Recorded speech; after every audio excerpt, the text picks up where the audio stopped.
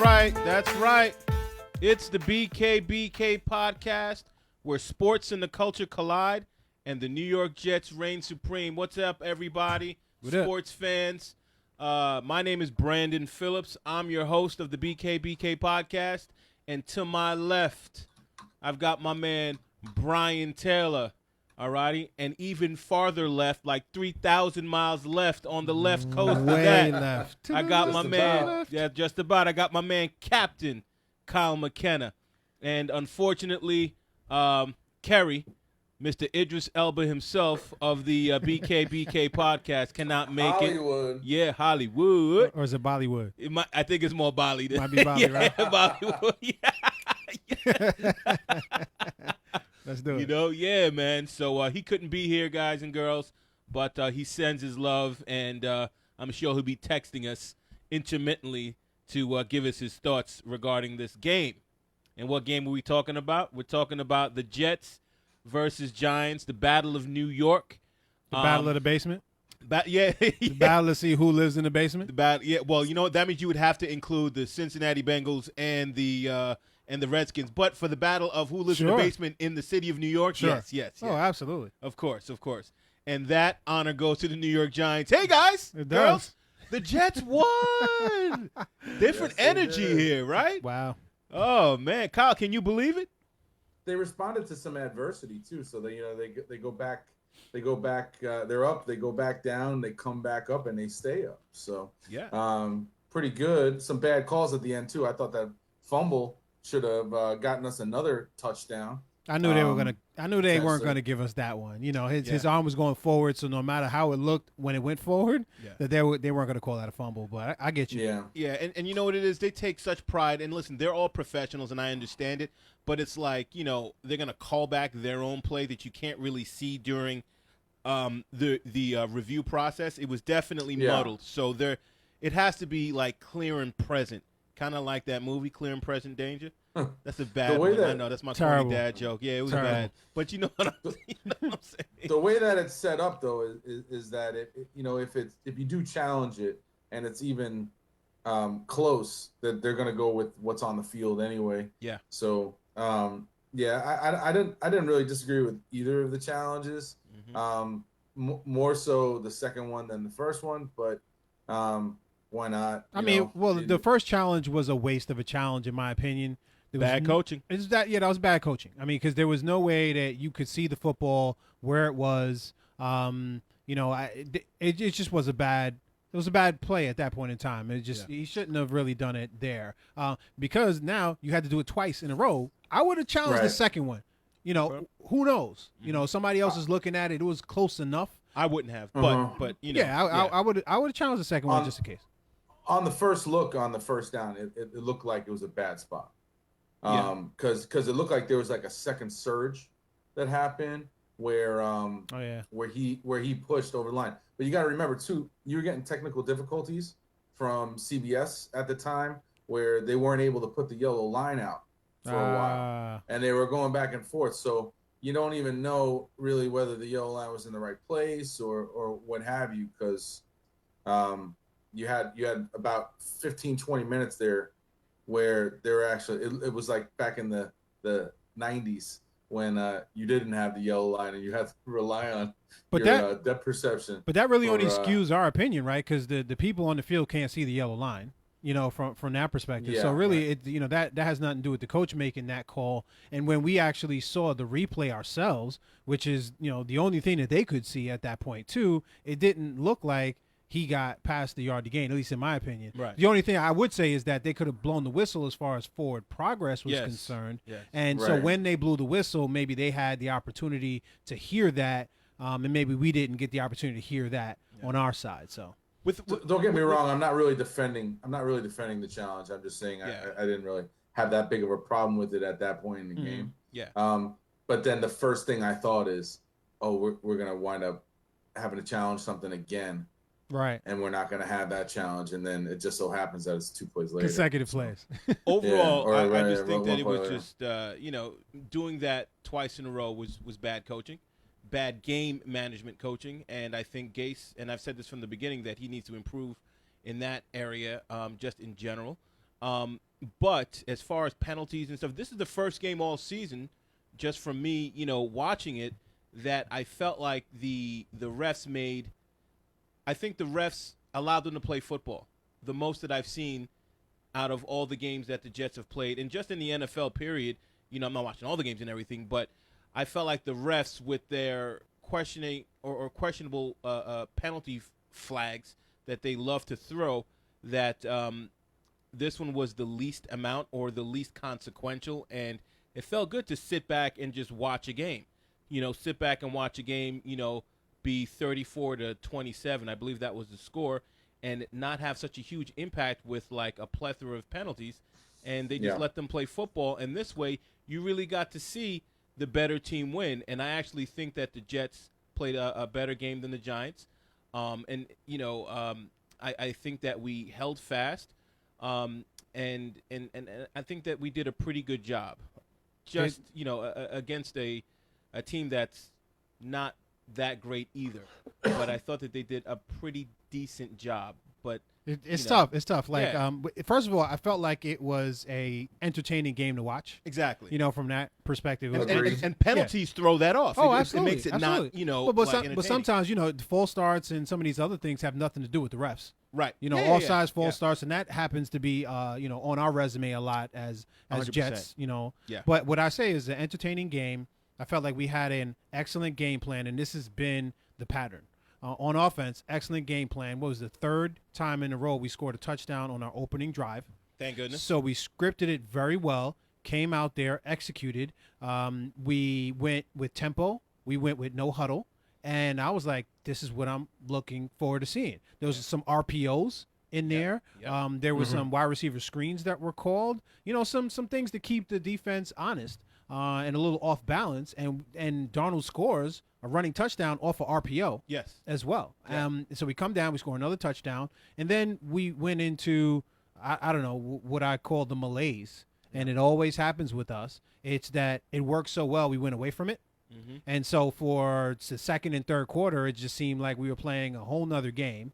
The offensive line, although we beat them up a lot, only gave up 2 sacks the entire game. No, hold on. Now, when you say like we as viewers beat them up a lot for their ineffectiveness, that's what you're saying. Oh, right? absolutely. Yeah, absolutely. And I would say that the if I would have set a position group that caused this game to be closer than it needed to be, more so than the other, from a Jets perspective, was the cornerbacks. Right. So the cornerbacks, definitely from a position perspective, they were getting burned all over the place. I didn't feel like they were anywhere close to where they needed to be until your man, bless Sean. Yeah. Austin. The New York product out of Queens. Told you. That's right. Came into the game. Yep. Give it up to Heights. Coach. So let's see what ends up happening. But he looked good while he was out there. I used to live in Cambria Heights before I moved out to the island. Good for That's you. where you had the Huffy, right? You know what? It was that Jets bike. Was it a Huffy or a Schwinn? It looked like a Huffy. It probably was a Huffy. A little low standard. Schwinn was a little high. The Huffy was a little. Question for you guys. Yeah. 225th and Linden. Before back in the day on the Boulevard of Linden. Yeah. Before the game started, would you have said that the Giants had a better O-line than the Jets, or the other way around? Sure. I would say that the Giants definitely had not just a better O-line, but a much better O-line than the Jets. I think that. Okay, go ahead. Yeah. However, they came in with 2 of their starters not playing, and then they ended up leaving with Nate Solder getting a concussion. So basically, they only had 2 starters in there, and they were down 3 starters. Yeah, we're down 3 starters right now. Beecham came back. Well, Khalil was a starter. I don't consider him a starter. He was a starter. He was, but yeah. Osemele was a starter. Yep. And now you got. I mean, we're playing with guys that didn't start in the beginning of the year. And Shell, they're starters now. Yeah, Shell was a starter on the right side, and he's been benched, so now he's second string or whatever. So it's not like our offensive line is great, but you would think that since they put so much draft capital and free agency into that, then they would definitely have a better offensive line overall. But they gave up like 6 sacks versus. That's my point. That's my point. Yeah, we give up 2, they give up 6, and what's not reflected in that stat too is the amount of pressure that we put on Daniel Jones also. Sure. So I think that the guy that has come on the last 2 weeks, I think he has either 2 or 3 sacks in the last 2. I know he had one last week against Miami. Jenkins, He had one today. I think it's Jenkins. He's Jordan Jenkins. Okay. We missed that. Go ahead. And then I think that, like you got a guy like Basham and Copeland. We got Henry Anderson back now. Phillips has been playing great. Shepard, how about Shepard today, man? He looked like all over the place. I've never seen him in a game before, although he's probably been in a lot.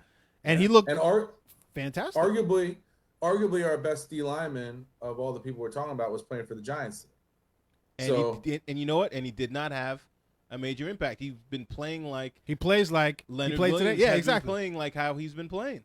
Close but no cigar. Close but no cigar. Like a pressure here, pressure there. Right. He might bottle up something, but he's not blowing up the stat line either. So. But he's so long. That's you heard that, right? Yeah, he's so long. He's long and he plays long. Yeah, he's long. That's the way that Isaiah Thomas used to describe the players that he picked for the Knicks too. Right. Like Nathan Shepard, Hayward, and Jeffries. I think Brian was about to read off some stats of Nathan Shepard. I'd love to hear it. Sure. So he had 3 tackles for loss and a sack today.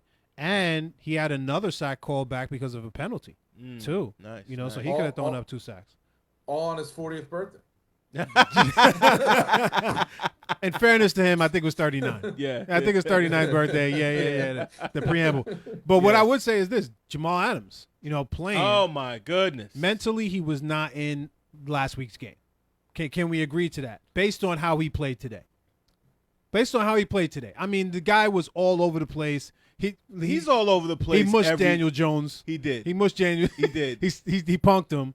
Totally just grabbed the ball away from him. Mm-hmm. And did you see the shove down at the end too? I loved it. Yeah. Can I tell you, this guy, and I don't agree with you 100%. Like, he didn't have a great game, but he's the spark plug of this team. He energizes this team, and it's like it's not fake. It's like real. Like a 1-7 team, and all you see him do is getting fired up and stuff, and trying to make things happen. Who doesn't want to get traded from a 1-7 team? He was like, I want to be here. You know what I'm saying? So I really love and respect this guy, and this might have been the best game he's ever had. Jet. Yeah. Yeah. And he's had some pretty good ones. I think he had 10 total tackles, 2 sacks, 2 forced fumbles, 1 fumble recovery, and a touchdown. Jeez. You got to be kidding me. I wish I scooped him up in fantasy. Jeez. Oh, my goodness. But I just don't give him a lot of credit. I think because he's that emotional type of guy, because of all the stuff that happened, I think it did affect him. And I think it affected his play. And, he's not going to say as much. Right. And I love the guy. I love the kid and all of that. So, but to see, I'm glad that, and the difference between last week and this week is that he had a conversation with coach and the general manager, and they cleared the air versus just speaking to, Chris Johnson. That's why you need that balance, because here's the thing. I do think his play was a little affected, but I'm just saying that, like, he still is all over the place. Oh, yeah. But I do agree with you, to an extent. But now imagine, okay, he's the leader of our defense, right? Yeah. He's an emotional guy. Sure. What if C.J. Mosley wasn't hurt? Yeah. That's a great balance. Sure. Of a cool, calm, and collected C.J. Mosley, and then you have, like, the spark plug of Jamal Adams. Sure. Oh, man, and we saw that reflected in the first game of the season. Right. So I just, it's tough. We've had more than a couple, a whole lot of bad breaks this year. But it's nice to see us win. It's really nice to see our leaders step up, and a guy that we drafted number 6, other than say like Leonard Williams, like really come through and have a huge game. Leonard Williams, we drafted him 6, and he's never had a game even close to this, and he's made a Pro Bowl before, as well. No. So, I like him. Good luck to you, Leonard Williams. Sure. But, Jamal Adams, I don't even want to hear talks about him being traded. We would have to get like 3 number 1 draft picks in a row for me to say, okay, fine, we can trade this guy. He's too valuable from a player and a leadership and from an emotional standpoint. You know, he's a spark plug. I love it. Mm. You going making that face like what? I mean, nobody's untouchable. So I'm 3 number 1 draft picks. I mean, that'd be a little tough. But you gave me 2 number 1s. No, don't worry about it. Nobody's giving you 3 number 1 drafts. Exactly. Yeah, he's a safety too, so that's not happening. So you know what that means? That means he's staying. Kyle would trade him right now for Patrick Mahomes. So would we. I would have picked Patrick Mahomes instead of him. I never heard that from you, Kyle, before. I mean, where did this go from? Never can. So listen. Speaking of quarterbacks, you know that's a great transition. B segue they call it. Oh, yes, it is. Yes, it is. It could be a transition as well. It could be. Yeah, it could be. It's not spelled the way that it sounds, though. It's a French segue. Oh, segue, huh? Sounds like you put a little beurre on it. That's French for butter, by the way. Beurre. Sounds like you put a little beurre. Might be old to carry with the baguette and the segue. Segue. Un petit le segway, bonbons and all that good stuff. I'm gonna spell it on the chat right now, so everybody do it. So all right, so let me segue. Sure. So we're talking about quarterbacks. I have a question, guys. We've watched the Battle of New York. Sure. We've watched 2 number 1 franchise quarterbacks, you know, drafted in the first round for the Jets and for the Giants. They're both 22 years old. Let's be honest here, Team BKBK. Would you want to start your franchise with Sam Darnold or Danny Dimes? I already have my opinion, but I don't want to go first. But none of you guys are going to change my mind. Funny. You know, I'm going to pitch it to Kyle first, man.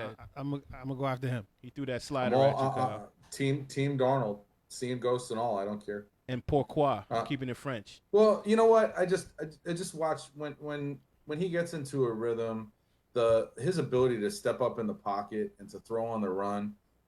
It's like, you know, like with a lot of quarterbacks when they leave the pocket, you have that feeling like bad things are going to happen. It's the opposite with him. When he steps up and leaves the pocket, you get the feeling that good things are going to happen. He had that one throw to Wesco on a 3rd down that even the commentators were saying that it was a mature throw because he's not throwing to the most obvious thing. He's waiting for the back drag to open up. There's a couple throws that he made to Thomas that I thought were just great pocket presence throws. And when you have a quarterback that can step up in the pocket like that, it really helps your pass pro because it's good. Now he had a little trouble with that when he had some stuff that he was seeing from the Pats that he wasn't expecting. But I think that as he grows,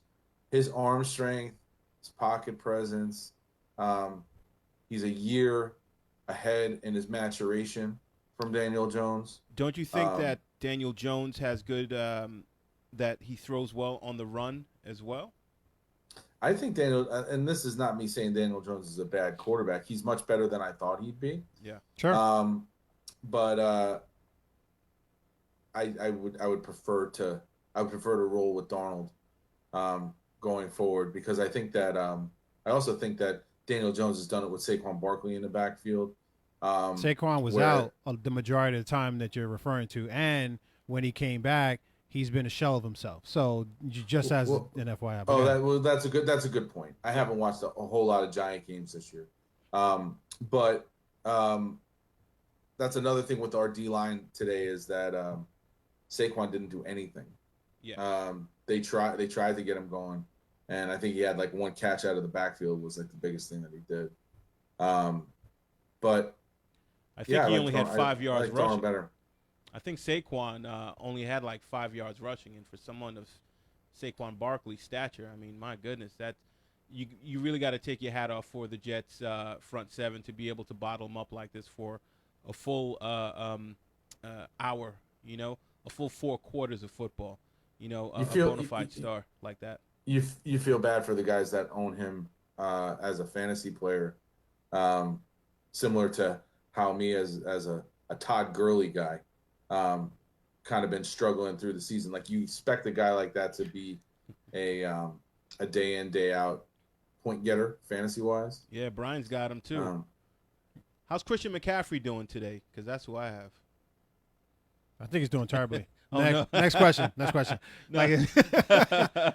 All right, so let me hop in there. Yeah, then. go ahead, man. Get yours. All right, listen, man. I like Darnold. It's tough to evaluate quarterbacks without good offensive line play, so I get that. So, I'm a stat guy a lot, and Daniel Jones, this is his first year so far, 15 touchdowns with 8 interceptions. Sam Darnold. It's a good rookie year. That's a pretty darn good rookie year so far, right? Because we're a little past midway for them. From he didn't start every game either, did he? Yeah, he did. He started every game, right? He did. Danny Dimes? Yeah. No, he didn't. He didn't? No. I think Peyton Manning started the first game. Eli, I think, started the first maybe two. Eli. Funny. But either way, all right. So solid. 15-8. You'll take that from a rookie. Sam Darnold, 7 touchdowns and 9 interceptions so far this year. Now, let's take other turnovers like fumbles into account, because obviously we saw that take place today as well and turn into a touchdown. So Danny Dimes has an issue with that. He has he definitely has big time issues with fumbles. Yeah, he's leading the NFL with turnovers. Yeah. So I definitely understand that. Here's what I see from him. I've seen a quarterback that within his first 10 games, all right, 2 games with 4 touchdowns and 0 interceptions. Yeah. Sam Darnold has never had a 4 touchdown game yet in his career. Right. He's had 2-3 touchdown games, never had a 4th. And Danny Jones has done it twice. Yeah. So that's the first thing.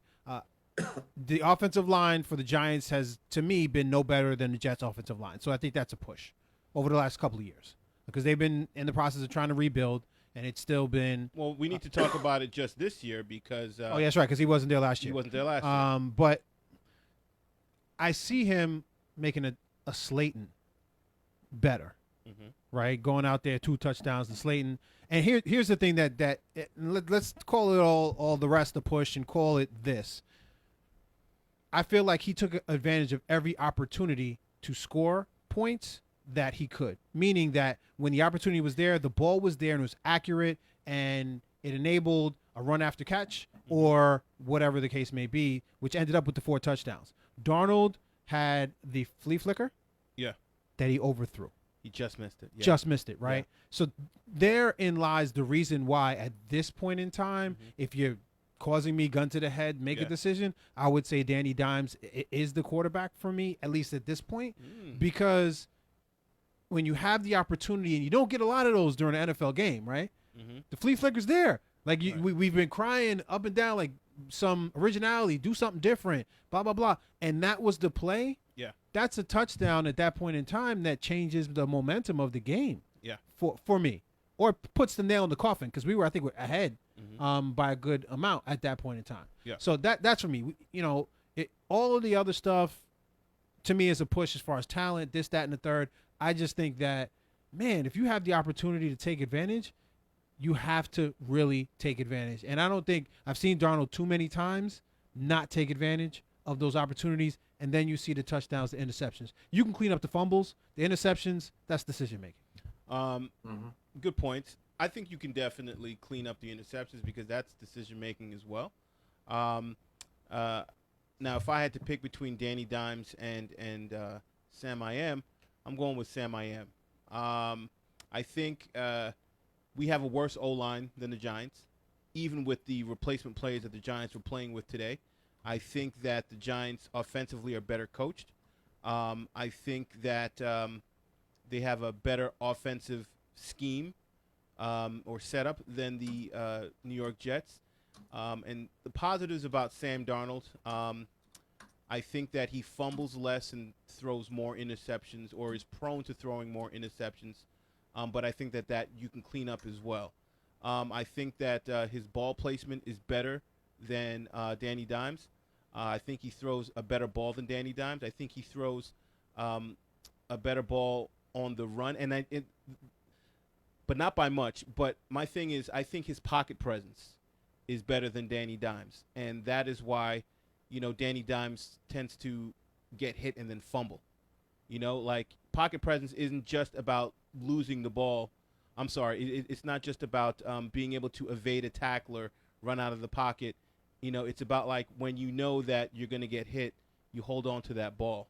You kind of clutch it in a way that it doesn't become a turnover. And I'm more concerned about Darnold throwing the picks than, say, coughing up the ball after getting hit or something. Also, I feel like Darnold is performing. I think Darnold would perform better in our system than if we did a switcheroo and had Danny Dimes in our system. And that's how I'm evaluating these two. I just don't like our coaching, and I don't like our system. Quarterback rating for Sam Darnold is 74.5 for the year, and for Daniel Jones 88.8. I get it. Just an FYI. I get it. And here's the thing, you just read off stats, right? Yeah. And they're impressive and they're great. What did Danny Dimes do today? He threw 4 touchdowns, and what did he throw for? Over 300? Yep. Okay. And then Darnold threw for 230. 308. Thank you. And then Darnold threw for 230, I believe. 1 touchdown and ran one in. He was like 19 of 30 or 31 or something like that. 19 of 30. Copy that. And here's the thing. I think we're playing in a I think Danny Dimes has a better O-line. He's playing in a better system, but Darnold played a cleaner game. It's not lighting up the stat board with the 4 touchdowns and throwing for 308. That's impressive when you open up the paper in the morning or go to the website and read off the stats. But Darnold played a cleaner game. He made clutch throws. We were down. He came back and brought us back. He put us in great positions to be able to finally have a win after a month of not having a win, and he didn't turn the ball over. So I think he had a cleaner game. I think he moves well in the pocket. We had a lot of pressure on us too. I think Darnold got sacked maybe twice, but you know that with all this pressure that we're constantly getting, it's hard to clear that out of your mind. I mean, we've got a history of now 10 weeks of just getting battered by opposing defenses, and he was still able to basically just kind of push through that and have a clean game, which put up 31 points. Well, not really 31, because 24. 24 points. And you know what they say? To win in the NFL, you got to score at least 23. You got to score at least 23 to kind of put yourself in a really good position to win a game. Well, that's where I felt when we were, on the text chain that we do all the time during the games and stuff. That we talked a lot about the O-line and ineffectiveness in the run game, and listen, I mean, you got 2 O-linemen here, right? Yeah. So you guys kind of speak to that. But I looked at the cornerback play as the real reason why the Giants were even in this game. I mean, we played a pretty good game there, and then coaching on the offensive side of the ball during the second and third quarters was abysmal for the Jets, which led us to where we are.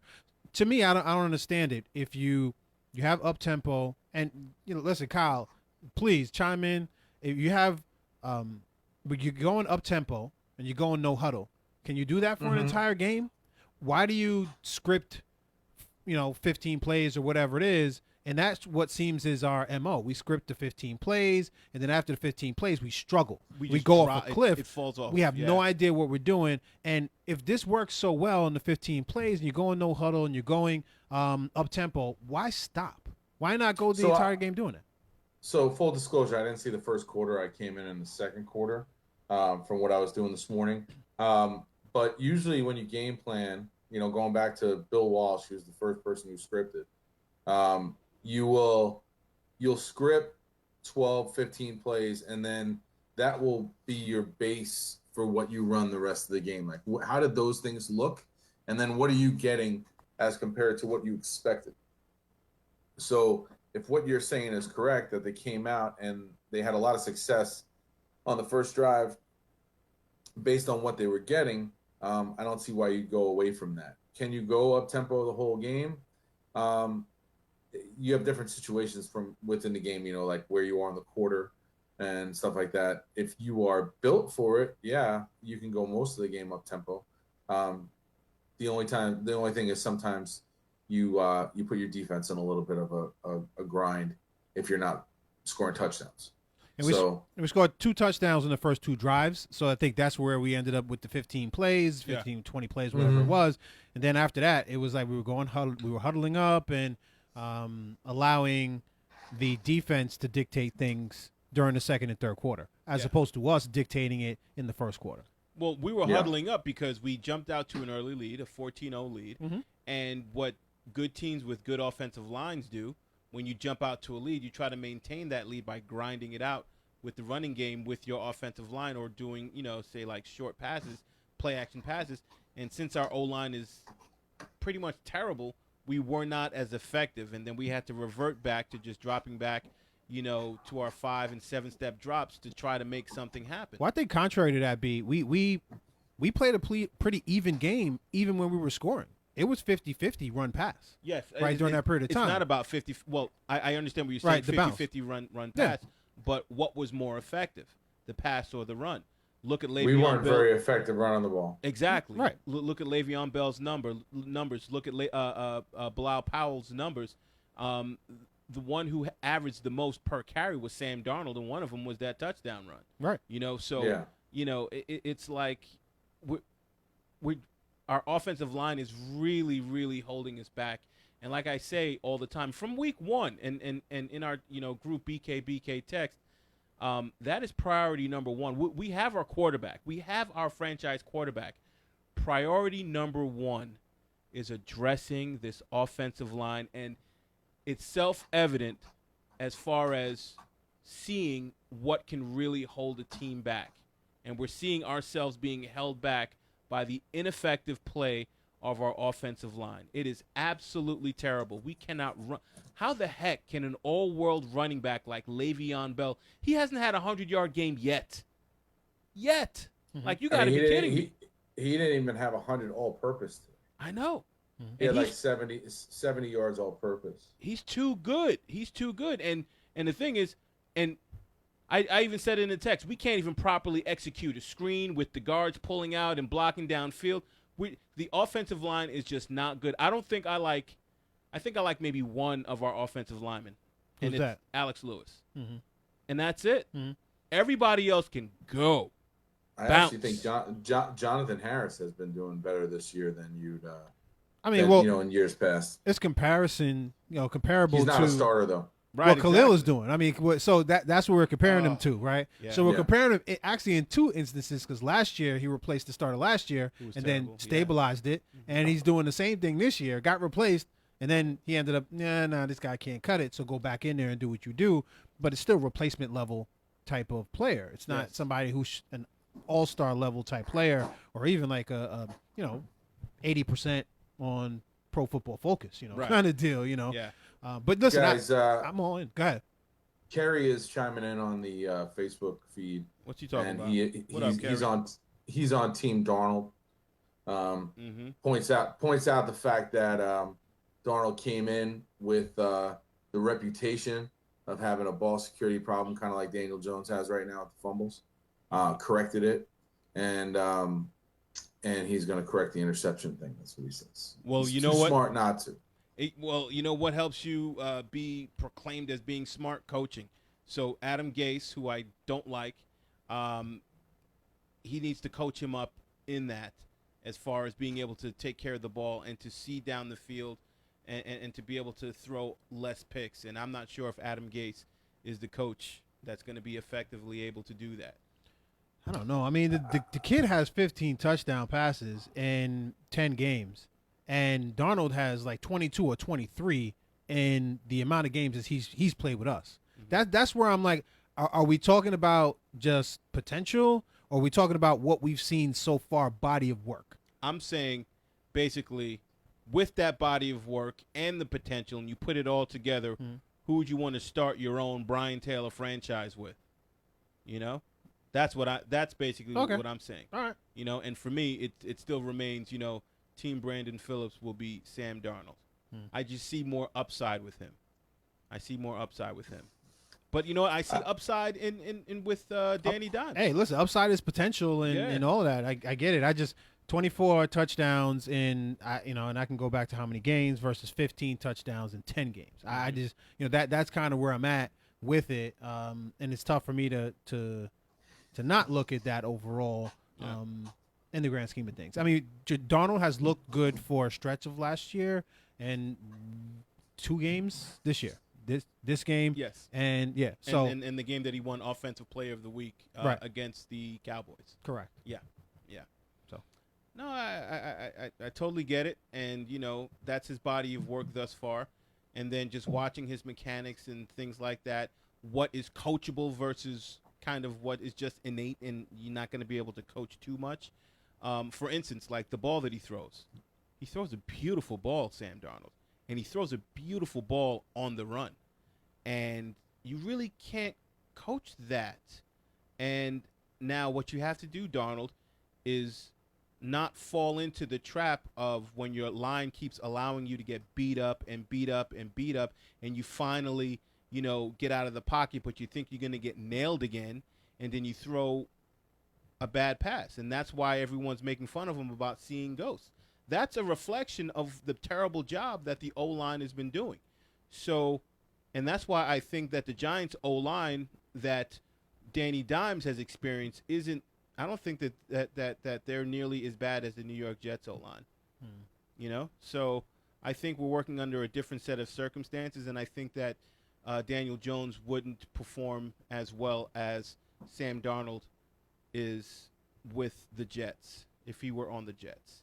Hey, it's my opinion, but I truly do believe that.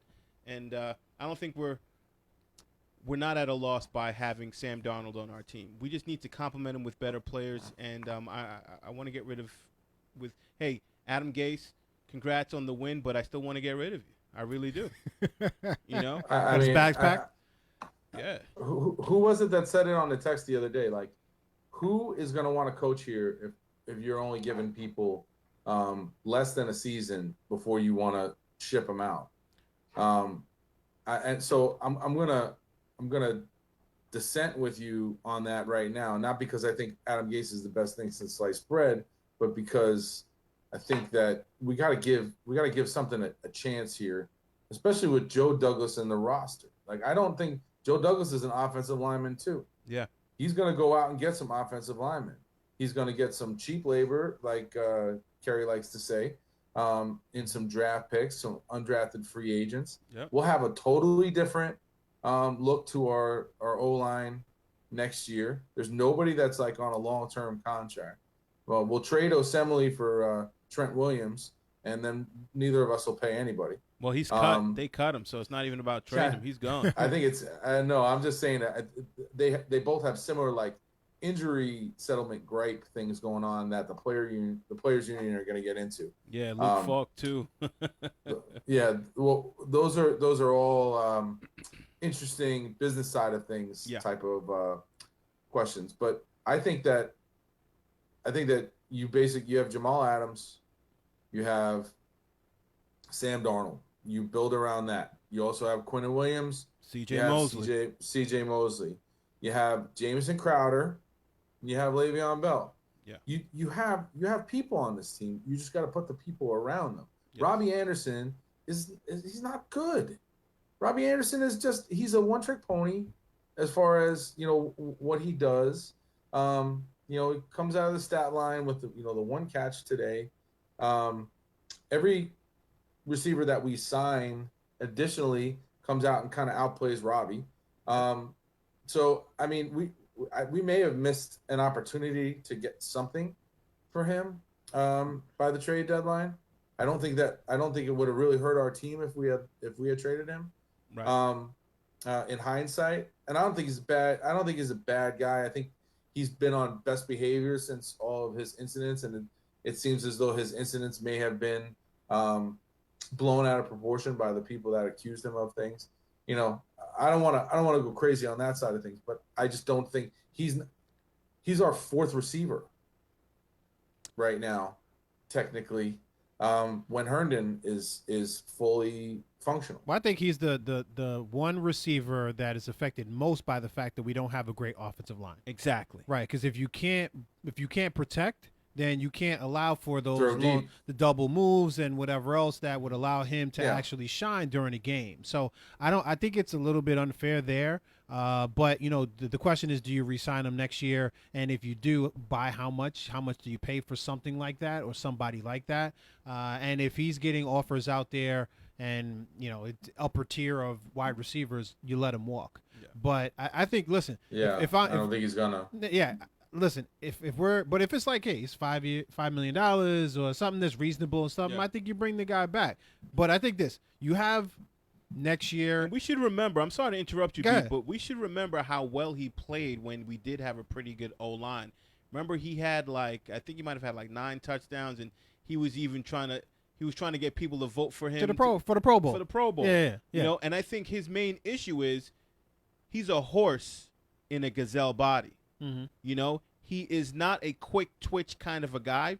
He's very fast. He can run, posts and stuff. He can run long ins and stuff, but he's not the type that you're going to throw to underneath and he's going to dance and jiggle his way and then get spin out of a tackle and get an extra 5 yards for the first down. He's not that kind of a guy. I also think he's the reason.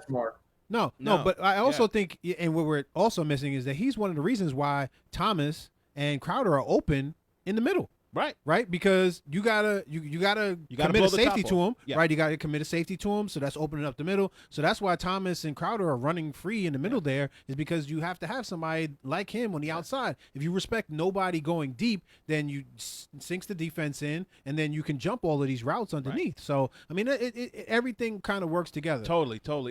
And just to add on to what you're saying, that's why when you said, the thing that is hurting him the most is an ineffective offensive line. Mm-hmm. So basically, he blows the top off or attempts to, right? He has the ability to, and it opens up stuff underneath. But when you have a line that kind of stinks, they'll let him go because they know that they're going to get in there before Darnold can throw the ball over the top. Sure. And that's why it's just every now and then you see him completing those types of passes to Robbie Anderson because most of the times it's ineffective because they're in his face 24/7.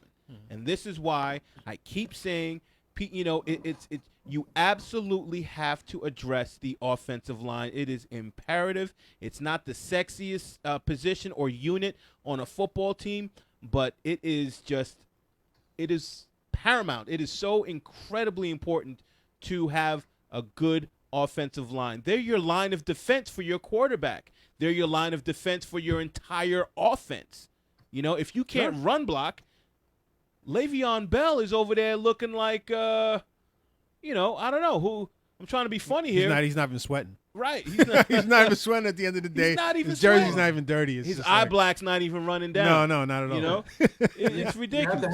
You have to have some equalizers. You have to have that O-line. I can't agree with you more as far as that, but you also have to have once you have the quarterback, you have to have a receiver that warrants the other team putting their best corner on somebody. Right. Who we have to take that away. So, I think that, the reason why Thomas and Crowder are open underneath might be because of Robbie, but it's not like defenses have to scheme to stop Robbie Anderson. No. Or any receiver that we have for that matter. Hey, Kyle. We also, Hey, I was just thinking about this. Look at the Indianapolis Colts offensive line. They have that guy Catanzaro. They have the guy Quentin Nelson. And they have a really good offensive line. The only player that that anyone for the most part can name that is of any good is T.Y. Hilton. But their offense, it's making Brissett better. You have Marlon Mack that no one really knew of, but he's playing well. This guy Pascal out of Ohio State, and a bunch of other guys, these tight ends and stuff, and that offensive line is allowing the other players to become productive. Do you agree with what I'm saying? Yeah, I think T.Y. Hilton is a better receiver than Robbie Anderson 6 days to Sunday. Sure. Yes. So, I do agree with you that their offensive line is the strongest part of their team right now. When you lose Andrew Luck, you built an offensive line that was supposed to protect him and not get his neck bashed up anymore. yeah, they did the right thing there, and we would do the right thing to carry out a plan like that for sure. But we also need some more playmakers Yeah, on the outside, and we need a pass rusher. We need a guy that an offensive line needs to scheme against, because we had a great day rushing the passer today, but it's not like offensive lines are like, oh, we have to go out and stop Jordan Jenkins or he's gonna kill us. Kyle, are you gearing up to kind of speak against my man Quentin Williams or 0 tackles on the stat line. Wow. Yeah. He had the one push of the two-handed push of Daniel Jones on the yeah, I saw that fumble. That wasn't a fumble, right? But you know what? I think Quentin Williams is gonna be all right. I think he's gonna be all right. Yeah, I don't think he's not had. I didn't think he was gonna have that big of an impact right away, especially not like a Josh Allen, or even Ed Oliver is kind of in the same boat as Quentin Williams right now. They're both kind of finding their way. Yeah. But the Bills are 6-3. It's tough. And that defense is really good. I mean, it's tough. I mean, I go back and forth. Obviously, O-line, if we're trying to prioritize what we're going to spend our capital on, draft and free agency. Talk it up. Let me hear it. So I think offensive line is definitely number one. I think everybody can kind of commit to that. I go back and forth as far as, before the game, I'm thinking, man, we got to get a pass rusher, and that's got to be, 1A. But then we put up 6 sacks, and then I'm like, those cornerbacks look terrible. Yeah. So, it goes back and forth to me between that pass rusher and the cornerback position, where I don't feel like we have one cornerback that we can roll out there, but I feel like somehow we can manufacture some pressure. So that's kind of where I'm at. I think it's corners. I think the next draft, offensive line, cornerback. I can go 1, 2, 1, 2, and then see where we end up after it's all said. Or 2 offensive linemen in the first and second round, and then a cornerback, 3rd and 4th, or whatever it is. But we got to address that cornerback position. And when I looked at the free agents that are here, I don't know if we're going to see it there. And I struggled to pay or overpay for a cornerback like we did already.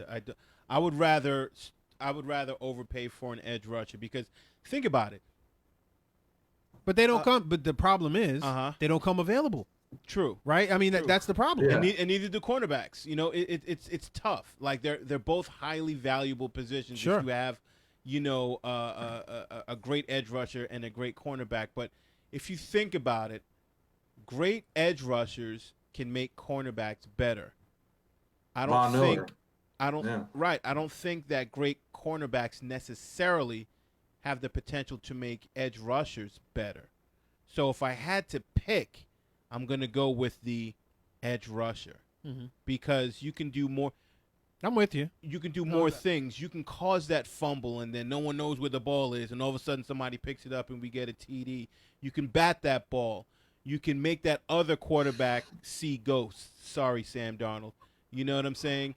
And but having a cornerback where you can kind of use, who can lock down half the field, and then, just like with Darrelle Revis, and then, all right, you have this whole half of the field locked down. Let's scheme up on this half, like what Rex Ryan was doing. That's borderline invaluable as well. But I'm gonna go with the edge, because it could make a whole unit better.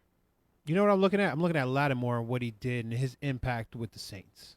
Huge. Right? Yeah. I mean, I don't feel like they had a defense until Lattimore came on board, and then when he came, all of a sudden things changed for them. But you know what? I think Cameron Jordan made it easier for Lattimore to be Lattimore.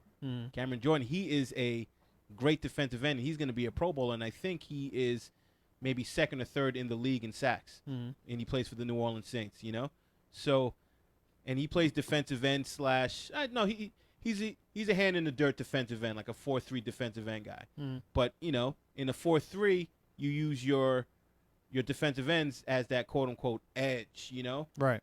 So I have to, basically, if Chase Young is there, or if he's and or the best cornerback that's going to be in this draft, I'm picking like a Chase Young. I mean, are you going to pick up Greedy Williams, or are you going to pick Nick what's his name? Bosa? Nick Bosa. Well, just because he has his name Greedy, I don't know if I'm going to pick him. I love that name, Greedy. You love Greedy? Yeah, I love that. I don't know. As a cornerback? I don't know. Taking balls away from people? I mean, if you could live up to the name. I mean, you know. it just tells Unless he's a fat cornerback. Go ahead, Kyle.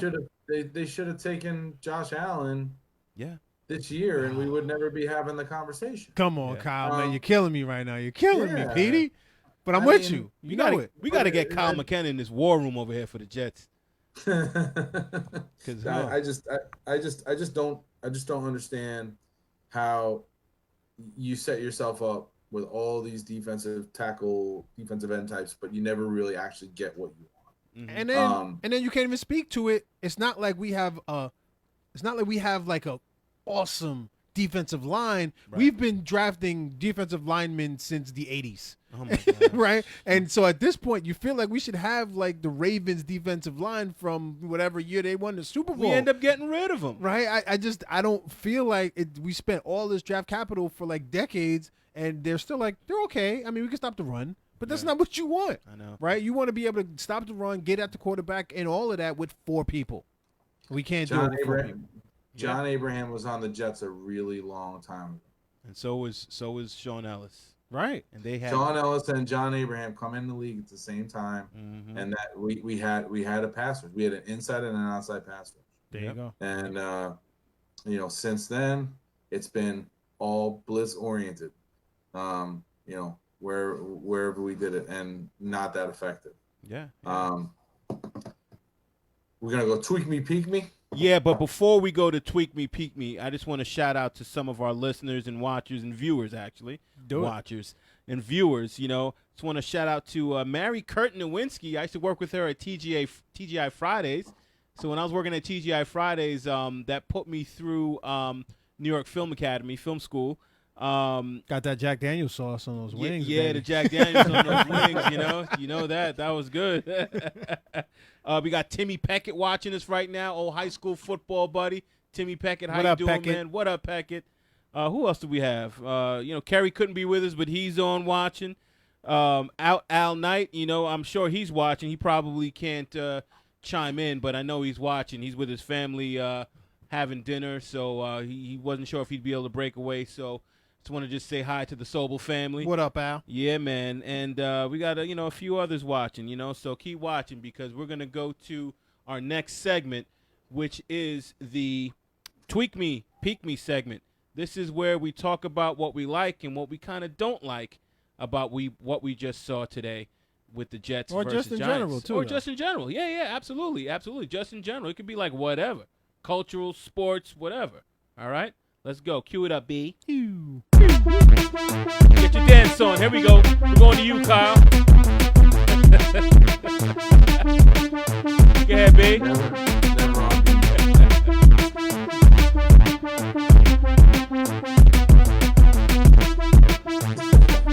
Go, B. Go, B. Go, B.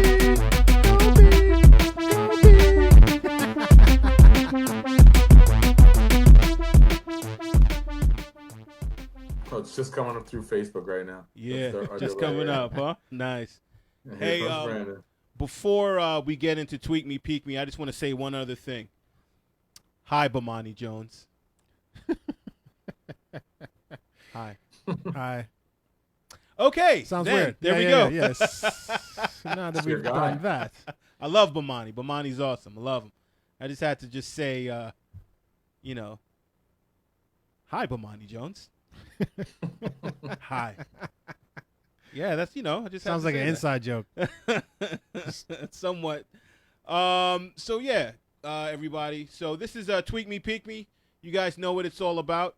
So who wants to start off first? And you know what? I'll start it off. Why not? I'll tell you what. I'm gonna start with Peek Me. I think I came in today with a different energy. You know why? Because the Jets won. Finally. It feels good. And I know that we're only 2-7, but it feels good to be on the winning side of things. It feels good to see us, kind of come out strong with our offense. And then, we kind of fall behind and then we battle back because teams that win need to be constituted in a way that they can come back after being down for a little bit. So, I'm excited about that. It gives me a little bit more hope. And you know what? I'm just happy for the Jets in general, just for their team, as far as their locker room's concerned, because they need the win more than we do out here, because they do this for a living and they actually go through this day in and day out. So I'm just happy that they won. And Jamal Adams, great game today. This guy is like the life force for our team.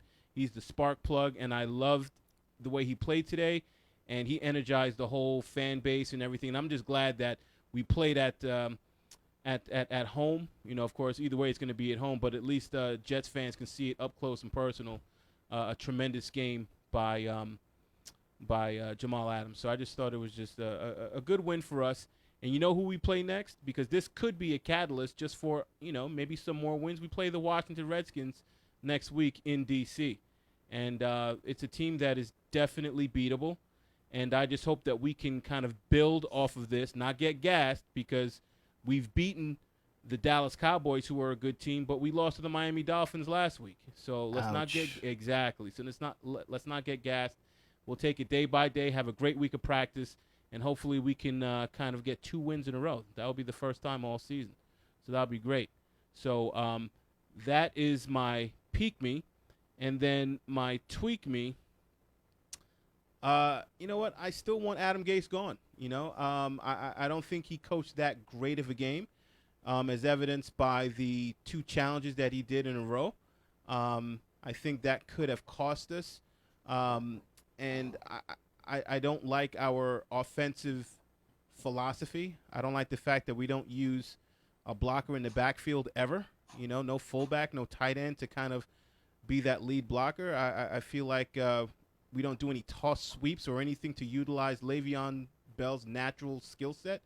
And I think that this team could be coached from a better offensive standpoint. And also, I did see a toss sweep or two, but you go ahead. did? Yeah, okay, I did, but go ahead. Not enough. And also, like how Rex Ryan would energize the team and give them an identity? Mm-hmm. I feel like Gase doesn't do that. He just has a very introverted, cerebral approach. Oh, I hate his face on the sideline. Yeah, and he's always sitting by himself, like on that thing, and and it's just the players. Like, imagine if Jamal Adams wasn't there. We'd just be like a lump of coal just sitting there like blah, blah, blah, because he doesn't do that. And that's why I've always liked Rex Ryan.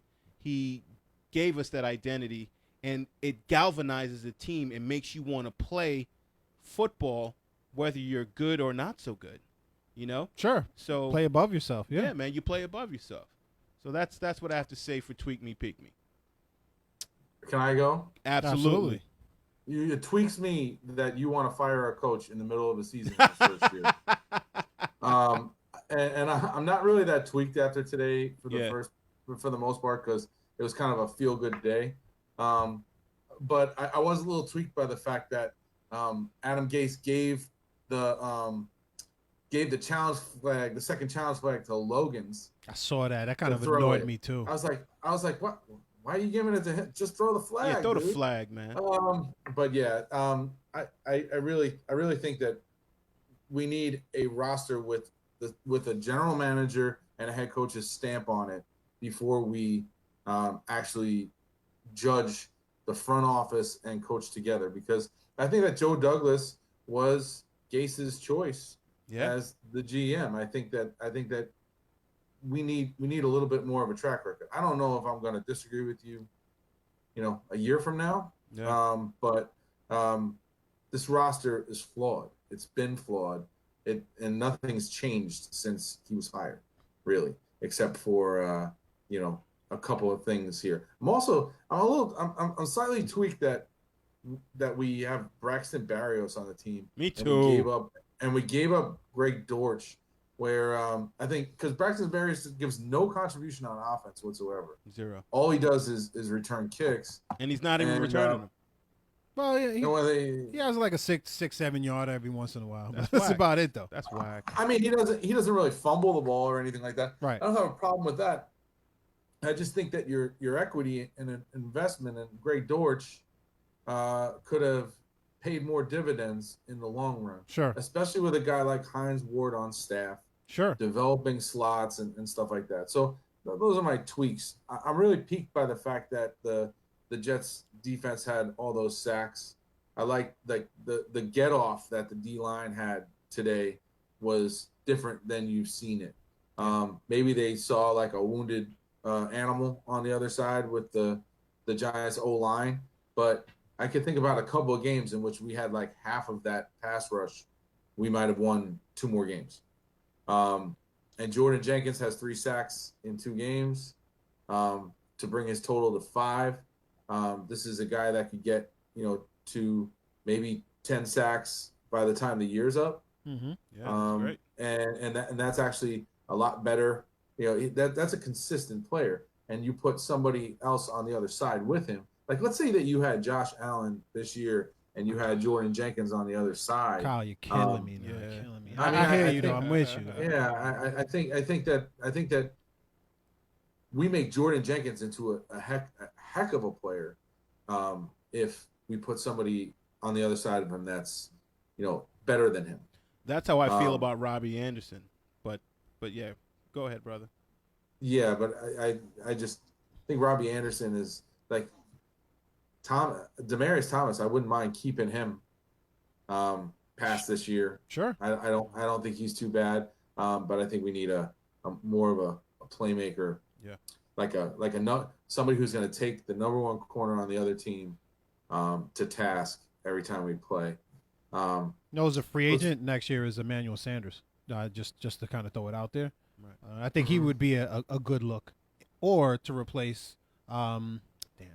Just forgot the guy that you were just talking about. The wide receiver that you were saying. George? Nah. Robbie Anderson? Nah. Kyle Barrios? was just talking. Barrios. No.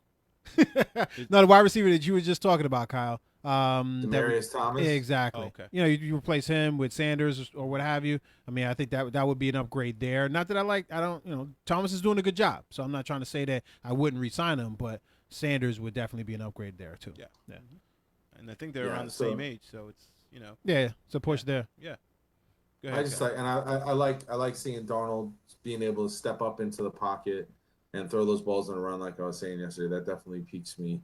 I'd like to see him finish on a good note. I saw a little bit of clip about with Darnold from the post-game press conference talking about we could still make the playoffs. I think that's lofty, but it's gonna go right into my tweet. Miami last week. Yeah. But at least he's being positive. Go for it, Donald. Yeah, it's a nice segue into my tweak. Yeah, go ahead. Right. I watched this game, and normally I watch it, and I scare my son because I'm yelling at the TV, and I got to be in the basement because my energy is just all over the place. B knows exactly what I'm talking about. I know, because my son doesn't even like football because I scared him when he was like 2, 3, and 4 years old. Oh yeah, listen. Me and Kerry used to watch, Jets games, and then Madison would be in a little swing or whatever else, and we'd be screaming and wake her up or whatever. This is like just our pastime. Yeah. But I had no energy during the game. Yeah. I watched it like I was a pedestrian, and the reason being is that the game, to me, I wanted to win, but it didn't matter to ultimately us going to the playoffs or not. Yeah. Right? So we're already at a position in the season where the games are nice to watch and it's nice to get a win, but it really doesn't matter at the end of the day, except that you want your team to look nice. I hope this is your tweak you're talking about. Oh, yeah, this is my tweak. Oh, yeah, this is my tweak. I hate the fact that the game, the Dallas game, I was into. Because the season was still, hanging in the balance. But this one, season's not hanging in the balance, fellas. Yeah. You know what I mean? Season was over when Sam Darnold got mom.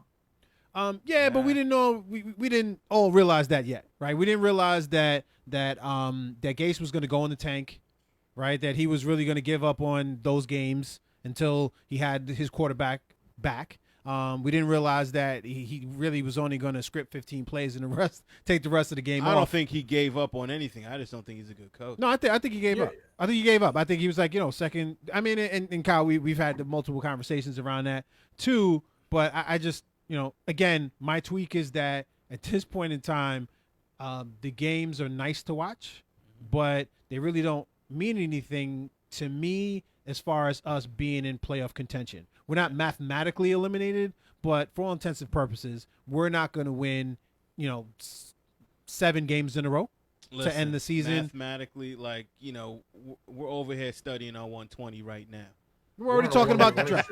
We're already talking about the draft next year. Exactly. That's annoying. Yeah. You know what I mean? That's what I meant. It's very annoying that we're already going and looking at people like Chase Young or whatever for the draft next year. That really shouldn't be what we're talking about at, in the middle of November. And this happens. This has been happening every year since 2010. Oh my gosh. basically. So that is my tweak. Yes.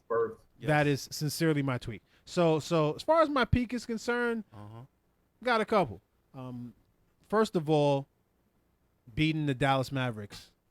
Okay, yes. Yeah, the Knicks beating the Dallas Mavericks. Yes. Let's go there. Let's go. Beating the Porzingis. Exactly. Yes. So that was the number one reason that I was totally peaked at that game, because I saw that we were beating Porzingis and we wire to wire played a great game. How many points did RJ have in that? Do you know offhand? To me, it didn't matter. This is what mattered more as far as my peak is concerned. Yeah. Is that Ntilikina Yeah. looked like an NBA point guard. Right. With 14 points, 6 rebounds, 4 assists, 4 steals, and 3 blocks. Wow. And 30-plus minutes played. Nice. Now, how does that change our roster if we're able to actually give him the minutes and actually turn him into somebody that could provide contributions to this team? Yeah. It changes everything. You going to say something, Kyle, to add? How have they had a game since then? No, so they're playing today, actually, at 7:30. So Right. we'll see. Ntilikina is going to get another start, so we'll see. Yeah, I was in Applebee's after I had my last high school game on Friday night, and I saw it in the background. I was watching the highlights, and I've been because of where I am, and I don't have an NBA package or anything like that. I've just been watching in like 5 o'clock in the morning. The next day, I'll watch the highlights of the games, and I'm looking forward to this team gelling a little bit more because they're not a bad collection of guys, and they're young. So I'm all for that. But where's Dennis Smith? Is he gonna reemerge? So he was out because of a family death, and but I think also on top of that, I'm just speculating. I don't want to throw anything on top, but I think that again, he was struggling as a player, so it gave him some time, maybe mentally, to kind of go away from the team and maybe come back full throttle. But just to finish off my peak, I would say is that Jamal Adams, and the reason why I say that is just I didn't want to trade the kid, and I wanted him to be 100% mentally into the games, and I saw that today. That. He's got a strong mental. There was none better than seeing him mush Daniel Jones. Right? As much as I say Daniel Jones, like, hey, man, if I had to make a decision, what it was nothing nicer than seeing him mush Daniel Jones, grab his lunch, and take it into the end zone. There. You gotta love it. That was awesome from that perspective. So, and think of how many fantasy points you got with that one thing. Because it's considered a sack, it's considered a forced fumble, it's considered a fumble recovery, and it's a touchdown. Oh my goodness! Just if he did that by itself, you might have walked away with like 12 points just by itself. Oh man! Oh Crazy. My goodness gracious! So that was definitely there. But that was really my peaks. For the day. Yeah, man. Listen, I'll take it. I have a quick question before we wrap up. We got Kerry's tweak and peak also. Oh yeah. So, go ahead, Kyle. Shout that out. So Kerry was peaked by Jamal playing like his number 6 pick currency. Love it. Nice. Kind of a long, segue off of what you were just saying, and tweaked by the fact that he thinks we're wasting Le'Veon right now, and I don't think we're wasting him. I just think I don't know if I agree with him on that either. We're not wasting him. We just can't. We don't have the line to make him effective. Like, our line is that bad that we have an all-pro back that can't get it off. Like, look today with the New York Giants. The New York Giants have an all-pro running back. He had 5 yards rushing. You know why? Because it was basically replacement people on the line. It makes a huge difference. It makes a huge difference. Not saying that. I do agree with him though, but I think from a Adam Gase, the offensive scheme, not involving him even more in the passing game. I don't care if you run for 20 yards, but he should be catching 5 balls for 80 yards and doing it like that. Balls. But it should be. It shouldn't just be the dump offs. No, right? It shouldn't just be the safety valves. Run routes. I mean, you should be running routes. You should be going into motion, right? And Powell in the backfield, both of them in the backfield. Powell run into motion, hand the ball off to Powell, and then also throwing, having somebody, a linebacker, taking him down the field on a wheel route. I felt like we were seeing more of that in the preseason with Montgomery and Le'Veon lined up in the backfield at the same time. Haven't seen it yet. Haven't seen it. Nah. It's terrible. Yeah, Le'Veon was the third leading receiver on the team today with 4 for 34. All right. Well, you know what? It needs to be 8 for 80, in the next game. And he should have 19 carries and 8 receptions. It should be like that. You know what it should be? It should be like the way it was in Pittsburgh because he was incredibly productive there. So, but Robbie Anderson with 1 catch. I don't know how many targets he had, but one catch is not. Probably 2. It's not scaring anybody. Yeah. All right, guys. All right, girls. In a win. Yeah, I know. Hey, oh yeah. Last peek. Go ahead, B. Go ahead. We beat the New York Giants. And I know that's probably a peak for all of us. Yes, for 12 months, they can say nothing to us. Exactly. Shut up all that noise. I'm not trying to hear any of that. Giants fans, you know who you are. You know what I'm talking about. Don't want to hear about Big Blue. Yeah, right. Unless you're talking about Michigan. Exactly. We all about that gangrene. All right? Get all up in ya. Yeah, man. All right, guys. So thanks for watching another episode of the BKBK podcast. We want to be able to keep bringing you the latest news and viewpoints of where sports and the culture collide and the New York Jets reigning supreme. So keep watching. You can find us on Facebook on our BKBK podcast fan page. Find us on Twitter at BKBK podcast, Instagram at BKBK podcast, as well as on YouTube. When you go to YouTube, just type in BKBK podcast, hit the like and the subscribe button, please. All righty. And just show the love. And if you can't watch us, you can listen to us on iTunes. Go to bkbkpodcast.podomatic.com. That's it, and let's go Jets. Let's go Team BKBK. You.